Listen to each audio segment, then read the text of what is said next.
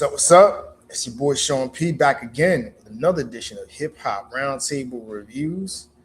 So this evening, we're gonna get to an album that I've been meaning to get to in the last couple of weeks. This new Rome Streets project, "Sock It to My Pocket," um, dropped about a couple weeks ago or so, and it's really piqued my interest.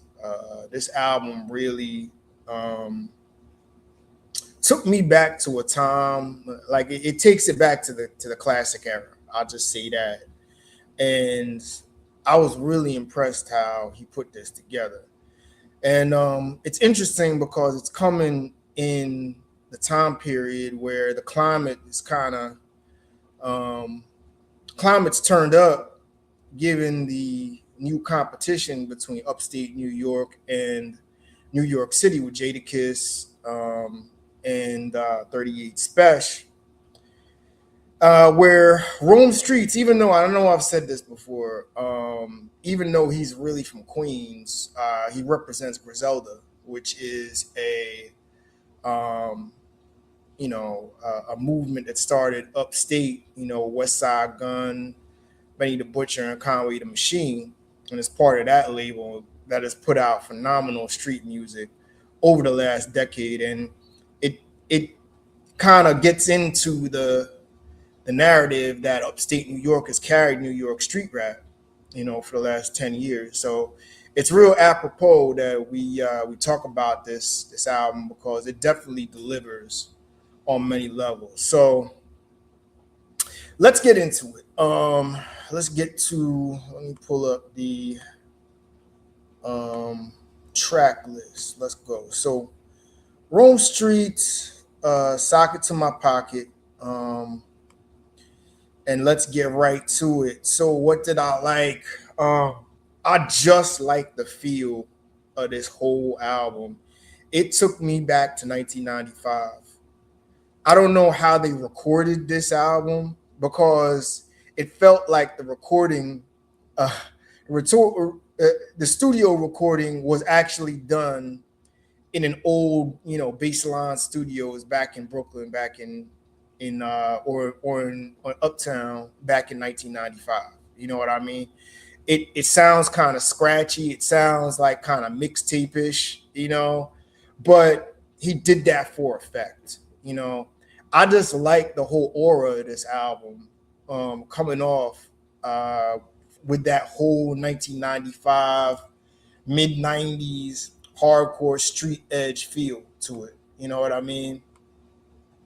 So I really like that. Another thing I love the beats and the production on here. Conductor Williams did his thing on here. I don't know if Derringer did production on here, but I know Conductor did. The samples, the dark, gritty beats that really you come at you. I mean, we're gonna get to some of the songs in here, but in a minute. But it really took you back to that gritty 1995 traditional boom bap feel. This is a 100% boom bap album. If you're not a fan of that album, you may or may not like that. But even if you're not, I'd listen to this album just to educate yourself on that vintage tone from the 90s. So I love the production on here, and I love his gritty energy. The stories on here, the story flows on here. There's a lot of realism on this album, so I like the flows. And I definitely like the lyrics on here. Last year, I did a review of a Rome Streets album that I was a little bit disappointed about. I thought, because I've kind of become somewhat of a Rome Streets fan um, over the last couple of years. I'd say going back to like 1990, not 1990, but 2022 or so, and I really think he delivers. Yeah, Train Spotting, that was the name of the album from last year that that he came out with. That I thought was decent but under delivered. This I think he definitely delivered bars wise, story wise, and it just had that street feel, that dark, gritty street feel that took you back to that 1995 era. You know what I mean? I mean, I felt like I was a teenager again, literally. You know what I mean? But like I was back in middle school or high school. So, um, yeah, not to date myself, but yeah, uh, it definitely took me back to that. So, let's get to the track list and let's talk about it. Sock it to my pocket. What did I like on here? Yellow Brick Road was a dope um, instrumental, no baseline intro that really brought you into the album.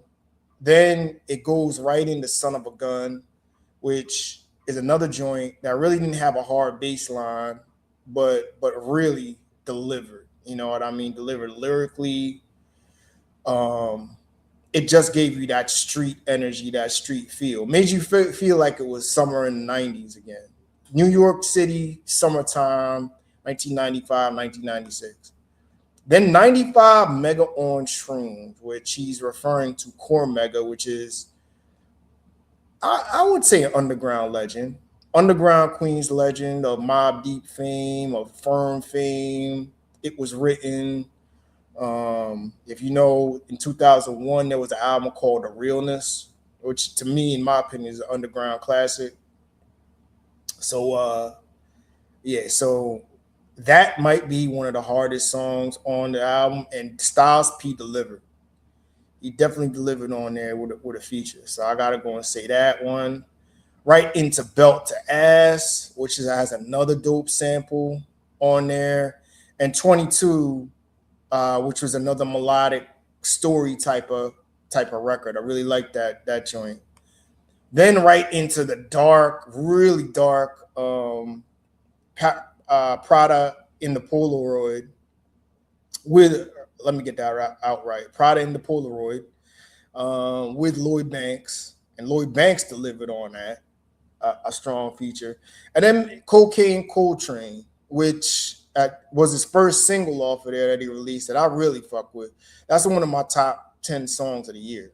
I'm really feeling with that vibe, man. It made me feel like gave you that Queensbridge kind of Mob Deepish feel from that era. You know what I mean? Then Marathon Race with West Side Gun. I gotta check to see if West Side Gun did that beat, because this may be the hardest beat on here. And West Side Gun is not used known for lyrics like that. He delivered bars wise on here, even though Rome Streets out rapped him. You know, Dream Chaser, another melodic joint that I like. Straight sample, no bass line. Time and Place with I Don't Know. I like the I Don't Know feature on there. Definitely delivered. Um, I Shoot Your Trophies, another one. Um, Another hardcore street banger. I Don't Know, another one. Tailor Made Wave, I fuck with. Ox Omni, I'm kind of iffy on that. Maybe I gotta listen to a few more times because I'm iffy on the feature. And it closes out strong with Elevate, another hardcore street banger to close out the record. Not much to complain about on here. Some of the things maybe I didn't like. A couple of the songs, I don't know if I like or I don't like it, but he kept a lot of the songs short to under 3 minutes. And he could have gone with another verse, you know what I mean? But I get it, because that's the era that we're in. The 2 minute and 30-second song is the in thing these days.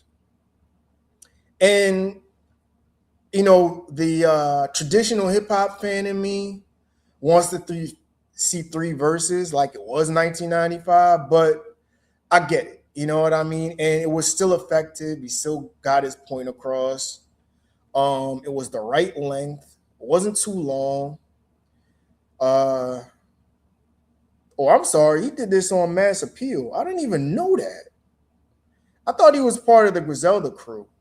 Oh, so this is actually a Mass Appeal album. So we did this on Nas's label. How about that? You know what I mean? So Nas, I mean, continuing off of the energy of the Seven Legends series from last summer, he definitely delivered if he's on Mass Appeal. I definitely feel this one. Um, so yeah, so I definitely fuck with this album.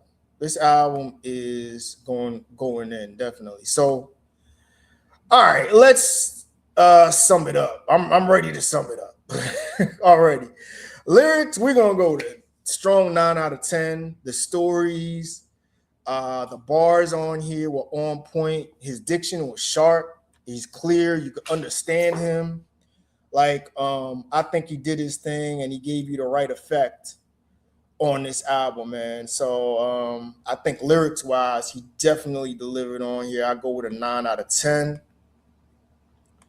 Production, I'm gonna go with another 9 out of 10, maybe even 9.5 out of 10.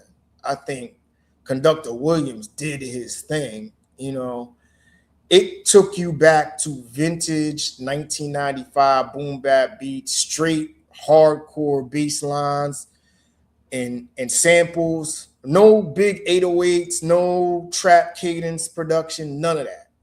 This is straight raw New York street beats. Back from that era. I will go with a 9, maybe even a 9.5 out of that. Flows and energy, I'm gonna go 9 again. I mean, it just gave you that aura, that feel, and his voice, his diction was right. You know what I mean? I thought he was a little bit lazy on Train Spotting last year. He wasn't on this one. I think he was very up tempo and had, you know, some more of an energy behind his voice on this one, I would say.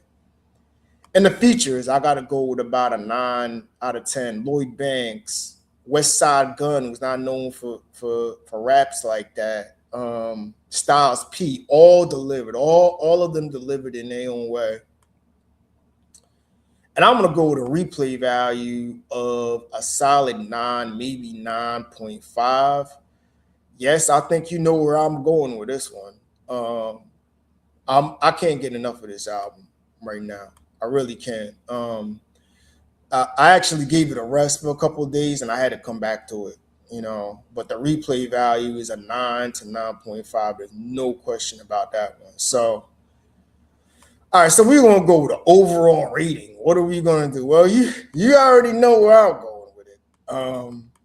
I'm going with a strong, solid 9 out of 10.